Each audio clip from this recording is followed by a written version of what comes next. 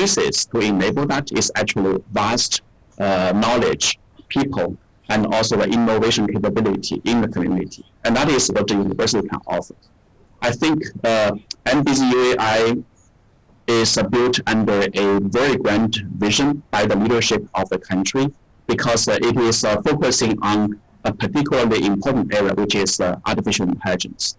This particular domain, if I want to put it into a context, we ask the problem of what powers the traditional economy. We talk about the oil, we talk about electricity. But these days, the equivalent of oil is actually data. In fact, the Mars probe was sent to Mars exactly collect data of their atmosphere so that we know the planet and we know the ecosystem over there better, so that we can probably develop an ecosystem suitable for mankind sometime in the future. So data is the genesis of everything these days. And then what transforms the data into knowledge, into power, that is AI. AI is the tool people need to use to transform, to derive value out of data. This is like the generator of electricity, based on water and oil. And I feel like NBZUAI is at this critical position, to jumpstart a new wave of innovation and also a new type of, curiosity and culture into the society, so that we can really, complete this closed loop of, identifying important problems, important for the community and for the economy, and then obtaining solutions and finding solutions and training the people who are able to do that in this ecosystem and in this closed loop. So I feel very honored and very, in a sense, under great pressure, to deliver these solutions to the community. I also think that, the university itself is just a reflection of how the UAE, like other countries around the region, is really pivoting its economy. It wants to be an economy that derives its wealth from knowledge rather than fossil fuels. And the UAE is I think still the only country in the world that has an AI minister. So this is clearly still a major national focus. Now, the UAE is doing a great job, but the competition is increasing. And Hanan, this is what I wanted to ask you about. Because what we see now is, yes, good progress in the Abu Dhabi tech ecosystem, but you're also competing with the likes of Tel Aviv, for example, and I guess increasingly competing with the likes of Riyadh as well. So what can Hub 71 offer that other regional tech ecosystems can't? So I go back to the fact that Hub 71 is based in Abu Dhabi. So what we have to offer the startups and founders is Abu Dhabi. As I had mentioned, there's the business environment, there's the access to market, there's the availability of the investors and capital, and then the work that we are doing on attracting and developing talent. On top of this, there's the commitment of Abu Dhabi's leadership to really transform its economy and move towards the knowledge-based economy. And that is creating opportunities that the startups that are looking to expand their businesses would definitely want to tap into. Now, traditionally, other industries or other players might think of development of other ecosystems as competition, but that's not necessarily how we look at this. The way we look at this is actually creating more opportunities for us to collaborate with other ecosystems, whether it's the Israeli ecosystem, as you mentioned, in Tel Aviv, or the Saudi ecosystem. Because at the end of the day, what we're looking for is great ideas and committed and talented people. Now, if they are motivated to solve problems, whether it's in Tel Aviv or in Saudi or Egypt or UK or France, it just means that it just makes the quality of the talent and technology we're getting even better. And that creates platforms for us to build the knowledge and transfer the knowledge, therefore benefiting everyone.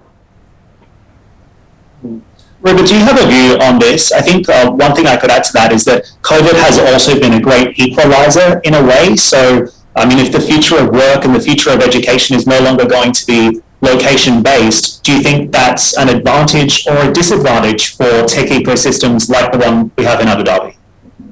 I think it's an opportunity, Dan, and I think it's a great opportunity for cities around the world to get it right. What my friend Hanan said, actually, in terms of what Abu Dhabi has to offer. At the end of the day, organizations, tech startups, companies are made up of people. People come to live in certain cities really mainly because of lifestyle. What we did within the Ramadan program, we invested over 8 billion purely on improving the livability of Abu Dhabi. Whether you're talking about the walkability or you're talking about beautification projects with a city-wide art project, if you go around Abu Dhabi, you'll notice the changes. Green spaces, much more opportunities for families to enjoy the fresh air. The mangrove, I mean, Dan, if you haven't visited yet, one of Ramadan's really beautiful projects with our partners at the municipality is the Judea walkway, where you're basically walking on this beautiful boardwalk across the mangroves. People come to Abu Dhabi because, yes, as Hanan said, it's one of the safest cities in the world to live in. It's a great place for families, great place to raise your kids. The ecosystem exists. We actually benefited from learning from the best in the world. Whether it's Silicon Valley or MIT in Boston, we actually built the ecosystem having learned all these lessons from what we've seen, and not just emulated it, but maybe enhanced it for our context, for our area. So what you really get out of coming to Abu Dhabi is the lifestyle. This is what people should be coming here for, because yes, you can work from anywhere. Cities around the world are offering instant licenses, remote businesses licenses. This is what Abu Dhabi offers as well. But think about, where do you want to raise your kids? Where do you want to grow old? Where do you want to retire? This is what Abu Dhabi can offer you. A safe, clean environment where the lifestyle is beautiful, is easy, is conducive to building inclusive communities. And I think that's going to be what cities are going to have to compete on. Because anybody who has the talent can really choose to live anywhere they want in the world. And that really is the competition, to up our game in livability and really make the added advantage of coming to Abu Dhabi that. Ruby, just to follow up on that, at a higher level, what do you think of this increased competition from Saudi Arabia? It seems like Riyadh's been working really hard to lure multinationals from the UAE. It's also investing heavily in its technology sector as well to try and build out new industries in that space. What's your take on this rising regional competition, and what is it going to look like moving forward? Is Abu Dhabi going to have to up its game here? Then we've always believed in the government that anybody who's successful in the region is good for the region. That's 100%. We really like competition. I think it's good and it's healthy, and it's a healthy competition where our friends in Saudi are doing great. And if it encourages us to up the bar, then so be it. That's always the angle that we take, because that works in our favor. A friendly kind of competition that actually supports the region. If I improve and grow the markets in the region, then we only stand to benefit. If Hanan's startups that are sitting at Hub 71, if they get better market access to a bigger market, then I'm increasing the pie. Dan, one example I really like is when me and you want the orange, we'll cut the orange in half, and you just get half the orange I get. But if I understand actually what's going on and I grow the pie, you might just want the peel of the orange and I want the fruit of the orange.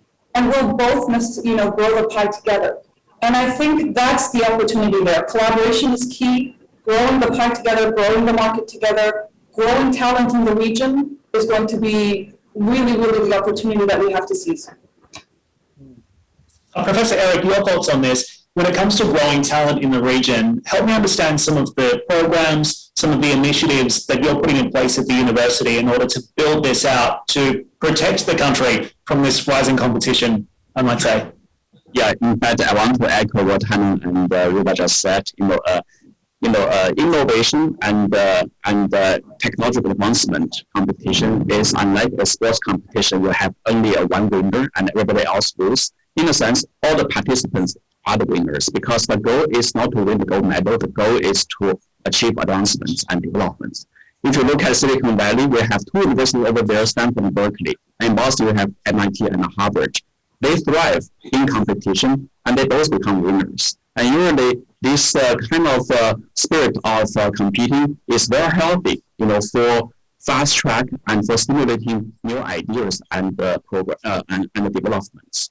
Right. Of course, competition does, give the leader, the opportunity to think about the priority, to think about advantage and disadvantage, and to be complement each other.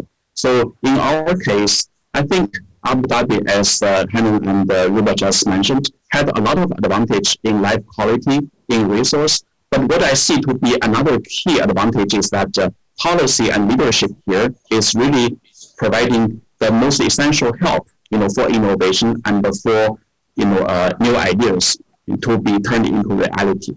I'm coming here to build this program because I believe there is not only a need, but also there is a thriving playground for a lot of projects to be built from anew by learning all the lessons that we see elsewhere, and also by having the close observation and close accessibility to the needs, in the local community. So we are building a university that is focusing on AI. And also AI itself is a very big area. So we have the opportunity to build a new program that gives me the opportunity to design what is the most important area and problems in the vast space of AI. For example, as of now, MBZUI is not going to be trying to boil the ocean by working on every problem. Right? We'll pick on 3 strategic areas, which is machine learning, computer vision, and natural language processing, which are sitting at the fundamental of all AI applications and other utilities. And when we build our intellectual resource and talents and also ideas, in these 3 spaces, we provide a foundation for further developments. And I think coming as a new player, in my opinion, sometimes give a huge advantage in the sense that you can really best position your resource with a well thought after priority, and especially with the leadership support and with the very wise guidance, from the national strategies and priorities, we could achieve some of our goals in a much more economical and effective fashion. And just to take that to a deeper level, when you look at some of the programs that the university is offering, you mentioned computer vision, machine learning, natural language processing, and of course, all of this under the umbrella of AI. What are the problems that this type of technology is going to solve in the future? And is this where you see the businesses of the future starting to emerge? Yeah, usually solving, a application problem or a real world problem is relying on a integration of many technologies. For example, let's talk about the healthcare services. Analyzing a radiology diagram and providing diagnosis.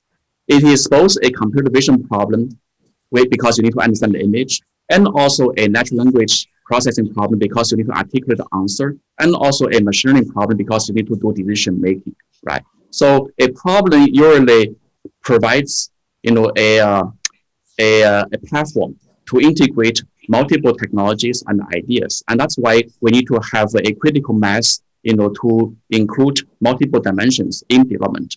But of course, it doesn't mean that you need to work out everything before you start solving the problems. So in our case, we want to identify first what is the best need from our community, from our country, in terms of the urgency, the availability of data, and the availability of resource. And then we develop our program accordingly.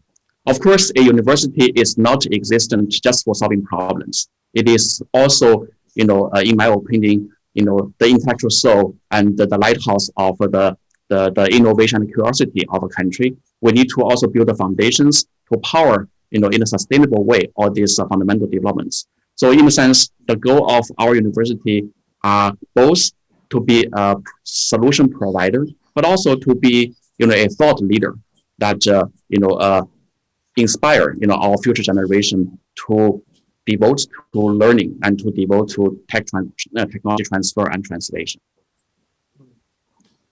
If you are just joining us or just tuning in, you're watching Abu Dhabi Decoded. This session is called Your Community Awaits, and we're in conversation with Ruba Al-Hassan, the Executive Director of Gardan 21 at the Abu Dhabi Executive Office, Hanan Al-Yafi, the CEO of Hub 71, and Professor Eric Xing, the President of Mohammed bin Zayed University of Artificial Intelligence. What I wanted to do is just pivot the conversation over to another topic that we've been talking about, which is why high-quality talent and mentorship actually matter for growing tech startups. And of course, we're looking at this in the context of the COVID-19 pandemic as well. Hanan, I wanted to go over to you on perhaps just a question on what the impact that COVID has had on the ecosystem in Abu Dhabi. Do you think it's made it harder for founders to find financing to support early stage growth driven companies? Have we seen a change in the availability of capital in this country, around the region or globally as a result of COVID?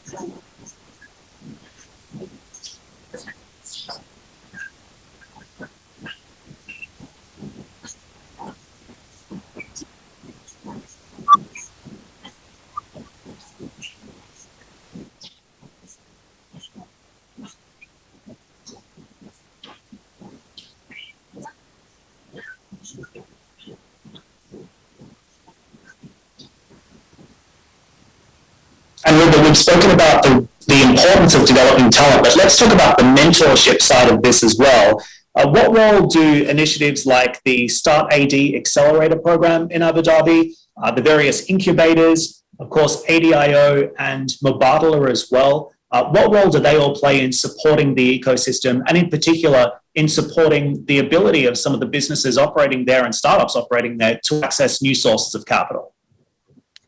Thanks for that question, Dan. All of the ones you mentioned, and I'd like to just talk a little bit about each of them, have a critical role. Just like in Silicon Valley, you have the Stanford, then you have the incubators and accelerators, and you have the venture capitalists, and everything is a whole ecosystem. Here, firstly, on the talent part, Abu Dhabi is driven very much by that need to attract talent, to develop talent. In a radius of around 20 kilometers, we have over 16 universities, which Professor Eric is head of the most exciting one at the moment. But there are a lot of universities that have been doing this for a long time. And New York University in Abu Dhabi is one of those that have set up the Start AD program. That is really a world-class global-based accelerator that focuses on helping seed stage startups to launch. And if you visit, you'll see some really innovative startups and creative ideas happening there. If you move over to the Abu Dhabi global markets, there is an interesting incubator there that actually the Gardan program helped support, fund, and set up, which is the Abu Dhabi government regulatory lab, Reg Lab. It's one of the most active fintech sandboxes in the world. So if you have a startup that's a fintech, you should definitely check it out, and you should definitely be looking to get everything that you can out of the support of that platform that was established. Now, both Abu Dhabi Holding and Mubadala have 2 venture funds established. We have a partnership with ADQ, Abu Dhabi Holding, that actually is a venture fund that is around 430 million dirhams to invest in startups at a Series A and B level, but they also invest in venture funds as well. So the funding is available. Mubadala Ventures has another venture fund set up as well. The Ghadan program was key to establishing Hub 71, and this is our main real incubator, but it also helped establish the Abu Dhabi Investment Office. And the Abu Dhabi Investment Office, Ghadan has funded and given them a program of over 2 billion dirhams to help incentivize attracting foreign companies to move to Abu Dhabi with different kind of financial and non-financial incentives. It also, the core of their work right now is investor care as well, where there's really a lot of tailor-made support to getting investors in the private sector, not just set up, but thriving in Abu Dhabi. All of this is just part of the ecosystem. The universities are critical, the incubators, accelerators are critical, but the funding is running strong again. Excellent. And sure.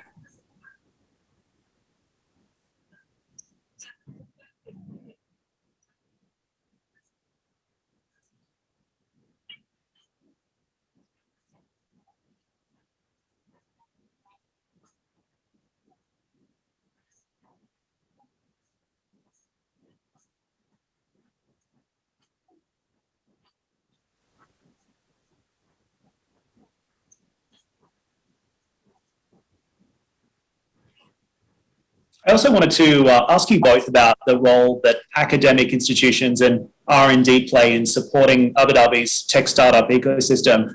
Hanan, I know Hub 71 recently signed 2 brand new academic partnerships just in the last month, including a partnership with INSEAD.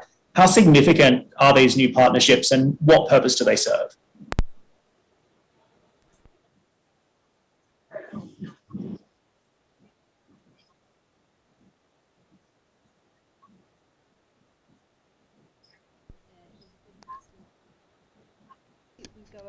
Is twofold. One is we look at upskilling the current pool that is currently available.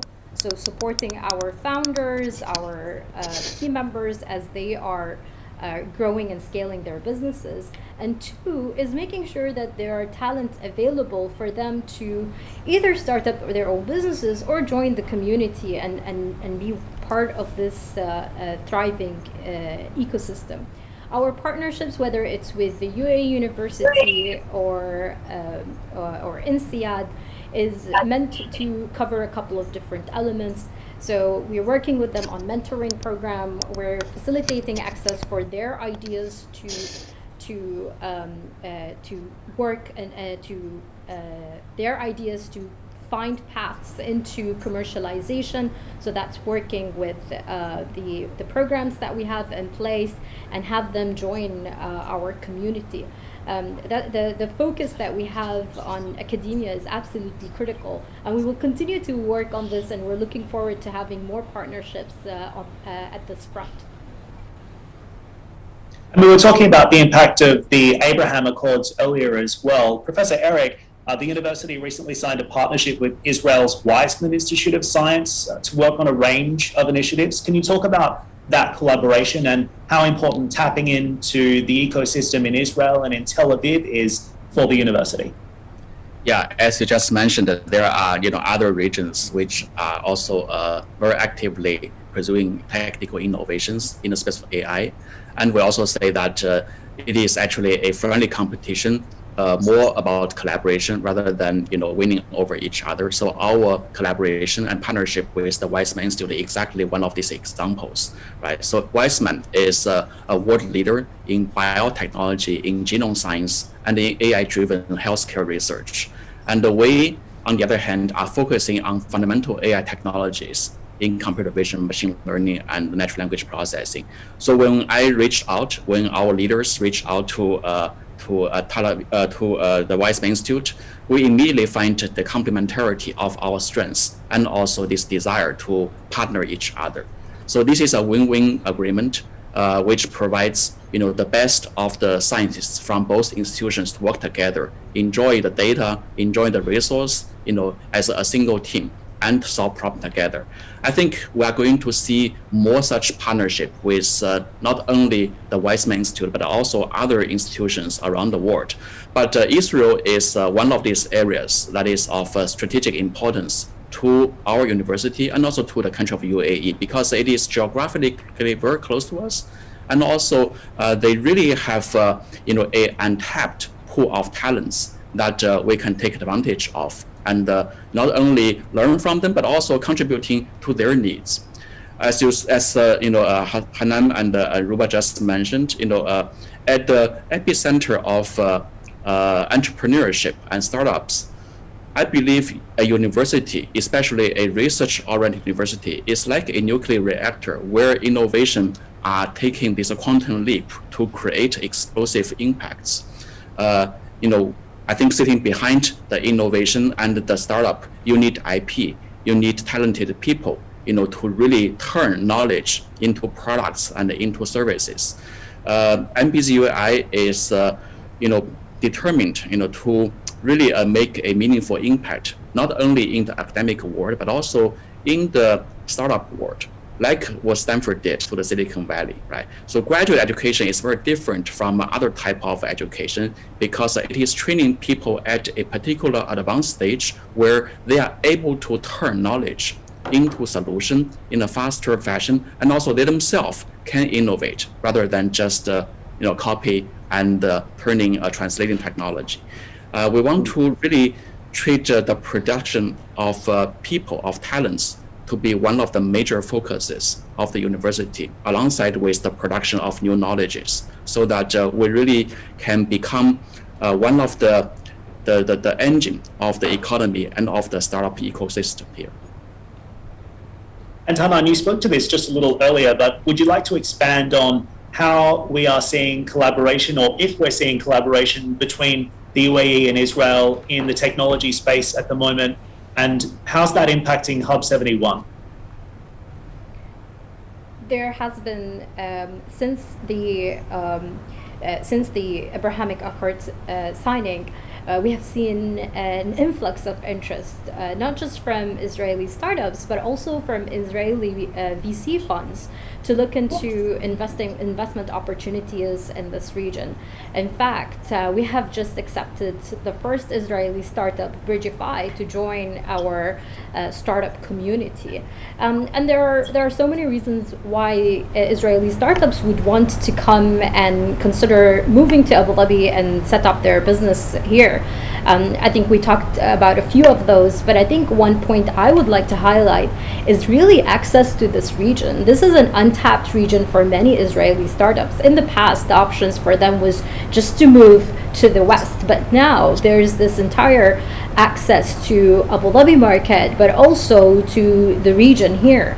And we can provide them with that. We can be the right partners for them and provide them that access to grow and to expand in the region. So Hanan, just to expand on that, what are some of the incentives on offer? Take us back to square one here with regards to what the Hub 71 offering actually is. Okay, great. So Hub 71 offers, there's an incentive program that startups, when they join us, can take the benefits of. One of them is our housing. So depending on what kind of startup you are, you can either get 50% subsidy or 100% subsidy on housing. There's the amazing WeWork at Hub 71 office space that they can take advantage of, in addition to helping them with health insurance. Now, that's just in terms of the financial support that we provide them, and this is all equity-free, Dan. So in addition to that, what we also do, we have our corporate engagement program where we help our startups tap into the regional and international markets. So we have partnerships with some of the local companies. I can mention the Dar, for example, or Department of Health, where we're helping these startups to tap into these organizations, just as these organizations are looking to become more agile and nimble and disrupt their own sectors. So we provide startups with support in terms of tapping into this, and of course we have our programs to support startups from a talent perspective, in addition to the being an ADGM and all of the benefits of and the partnership with the ADGM and all the benefit it entails in terms of facilitating setting up their business just from a licensing and administrative perspective. And we are rapidly running out of time, so I thought I'd give you the opportunity just to offer some final or some closing thoughts. How do we see this ecosystem evolving into the future, and what's your focus for the rest of the year? Riba, would you like to start? Thanks, Dan. How I see the ecosystem evolving. Firstly, I have to mention a partnership that I'm very excited about, which Ghadan formed with the Abu Dhabi Education Council and École 42 in Paris. This is the world's best coding school. We are getting one in Abu Dhabi. It's opening as we speak and getting the first cohort this quarter of students. This is going to be a game changer, really, in having talent in Abu Dhabi. I'm very excited about this project, and anybody, I mean, my geek alert on anybody who's into coding or interested in attracting the best coders in the world, this is going to be the game changer here. So I think the way forward, firstly, we've been adapting because of COVID. Ghadan has shifted his focus big time on a COVID stimulus program to help and ease the burden on the businesses during these difficult months. But we've been going full speed ahead, and the focus has to be on attracting talent, attracting investors, attracting FDI here, and that is the main focus that Abu Dhabi is headed towards.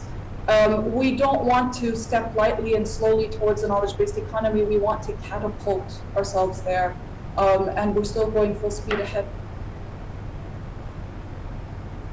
Professor Eric, would you like to join in next? What's your focus for the rest of the year, and how do you see the ecosystem evolving?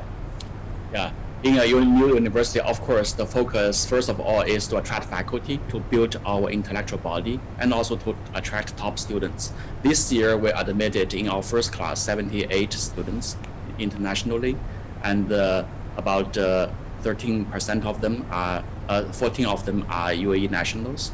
And in the following semester and academic year, we want to continue the momentum and attract more talents, both locally and internationally, and also to really attract some world leaders in research and innovation to join us. That's one of my first priority. The other priority is to put us into the map of the local ecosystem. I, for example, look forward to talk to Hanan to, explore collaborations in the entrepreneurial space. And I look forward to work with Ruba to talk about how to, coordinate with the government priority. So there's a lot of work on my plate, but I'm excited to push forward the progress.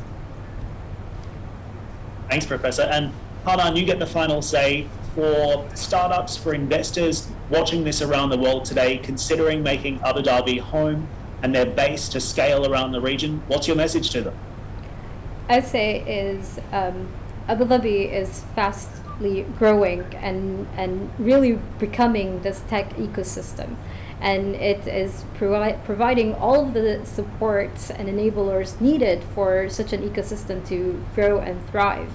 So as the title of this panel is Your Community Awaits, I would say this is an open invitation for all startups and investors who want to be part of this rising ecosystem and join a progressive environment, a community that is inclusive, has representations of over 43 different nationalities, and open for great creative ideas, looking to solve the challenges that the modern day presents and shape a post-COVID world.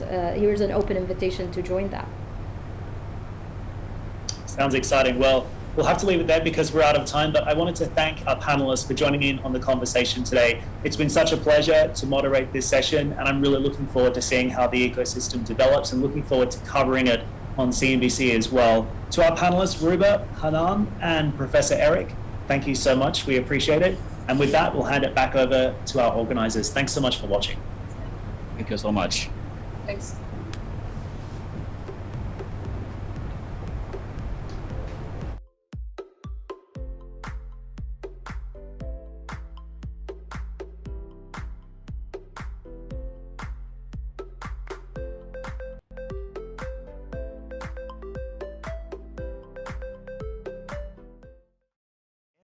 Innovation accelerates us towards the next, changing the way we live. Ideas need a home open to do things differently, a place supporting big ideas, bold steps, and game-changing decisions. Hub 71 is a vibrant community of global startups. The Mubadala Venture Mina Fund is a $250 million fund to help adapt, reinvent, and succeed in new markets. Hub 71 provides an infrastructure for investors and founders to base themselves and scale in global markets. Subsidies at Hub 71 have been very important to us. We offer a tax environment with 100% ownership, safe and easy to with its international location by the UK supported by leading partners. Join the disrupt innovators, leaders of tomorrow. Take your next step. Join Hub 71 today.